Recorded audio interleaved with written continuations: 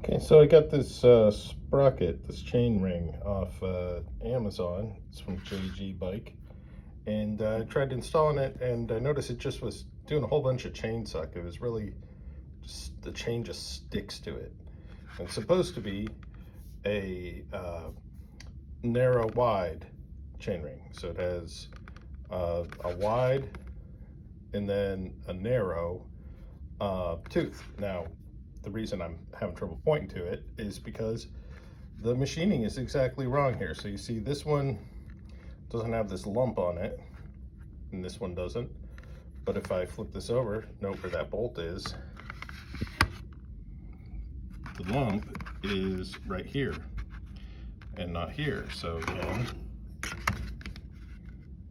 lump, not lump, not lump, lump. So instead of narrow wide, we got some kind of weird right left situation, which does not work. It gets stuck in the chain.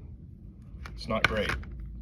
So I don't know, you might want to steer clear of these guys, or maybe this is just a one-off, like this was a manufacturing defect. Amazon is processing my return, so we'll see how that goes.